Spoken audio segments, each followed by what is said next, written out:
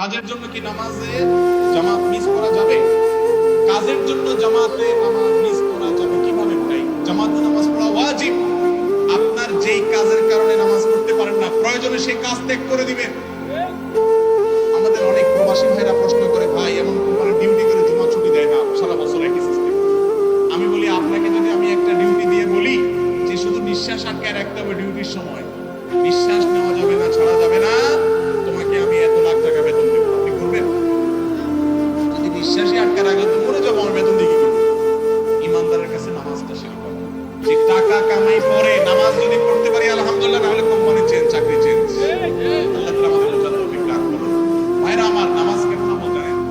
সকল আমলে শরীয়তে বিকল্প আছে, সকল আমলে। আপনি রোজা রাখতে পারছেন না, অসুস্থ, তাহলে কি ফাফিদিয়াতু তাআম মিসকিন, ফিদিয়াতু তাআম মিসকিন, সে মিসকিনকে খাদ্য দিবে। আপনি সফরে আছেন, কষ্ট হচ্ছে, রোজা রাখতে পারছেন না, অসুবিধা নেই, অন্য সময় রেখে দিলে হবে। আপনি যাকাত এই বছরটা আজকে এখন দিতে পারছেন না, দুদিন পরে দিচ্ছেন, আদায় হয়ে যাবে। হজ এই বছর খরচ হয়েছে, 5 বছর পরে করছেন, যদিও দেরি করা উচিত কিন্তু আদায় হয়ে যাবে। এভাবে সব আমলে বিকল্প আছে। ওযু করার মতো পানি নাই, তায়াম্মুম করলে হবে, তায়াম্মুমেরও ব্যবস্থা নাই, পানিরও ব্যবস্থা নাই, বিনা পবিত্রতায় পড়তে পারবেন। কিবলা দিকে ফিরে সালাত আদায় করা ফরজ, কিবলা চিনেন না, অনুমান করে পড়বেন, জিজ্ঞেস করে পড়বেন, তাতেও নামাজ আদায় হবে। কিন্তু নামাজের কোনো বিকল্প নাই। নামাজ যদি দাঁড়ায় পড়তে না পারেন, অসুস্থ, মাপ নাই, বসে পড়েন, তাও পারেন না, অসুস্থ, শুয়ে পড়েন, তাও পারেন না, ইশারায় পড়েন, আপনার শরীরে বস্ত্র নাই, কাপড় নাই, 70 টাকা ফরজ আদায় করার মতো ব্যবস্থা নাই, তবু আপনাকে পড়তে হবে, যেভাবে পারেন সেভাবে। প্রয়োজনে বসে বসে পড়বেন, কিবলা জানেন না, আন্দাজ করে পড়বেন। নামাজ মাফ নাই ভাই। যে নামাজ পড়ে না, ওমর রাদিয়াল্লাহু আনহু বলেছেন, লা হাজ্জা ফিল ইসলামি লিমান তারাকা সালাত, যে ব্যক্তি নামাজ ত্যাগ করে ইসলামে তার কোনো হিস্সা নাই, তার কোনো অংশ নাই। কোরআনে আল্লাহ বলেছেন, ফাইন আকামুস সালাহ ফাইন তাবু ওয়া আকামুস সালাহ ওয়া আতাউজ যাকাত ওয়া ইখওয়ানুকুম ফিদ্দীন, যদি অমুসলিমরা তওবা করে ফিরে আসে, নামাজ কায়েম করে, যাকাত দেয়, তাহলে তোমার ধর্মের ভাই। তার মানে যে নামাজ পড়ে না, ইচ্ছাকৃত ঠান্ডা মাথায়, সে আমার ধর্মের ভাই হতে পারে। এই জন্য ফুকাহায়ে কেরামের অনেকে বলেছেন, ইচ্ছাকৃত ঠান্ডা মাথায় নামাজ ত্যাগ করলে কাফের হয়ে যায়। যদি ইমামে আজম আবু হানিফা রাহিমাহুল্লাহর মত হলো, আর অনেক ওলামাদের মত হলো যে নামাজ না পড়লে কি হবে, তার মধ্যে অপরাধ বোধ আছে, নামাজ পড়ে না, সেজন্য সে লজ্জিত, সে পড়বে, সে নিয়ত আছে, নিজেকে ভর্ৎসনা করে যাবে, নামাজ না পড়লে খারাপ কাজ করি, তাহলে এই ব্যক্তি কাফের হবে না। এবং এই মতটাই বিশুদ্ধ, এবং এই মতের কারণে আমরা বেঁচে গেছি। বাংলাদেশে অনেক মানুষ আছে নামাজ পড়ে না, বলে নামাজ না পড়লে কি হয়েছে, কি আছে, ইমান ঠিক আছে, না মাতর আলী গায়ের থেকে ময়লার গন্ধ। বুঝতে পারছেন?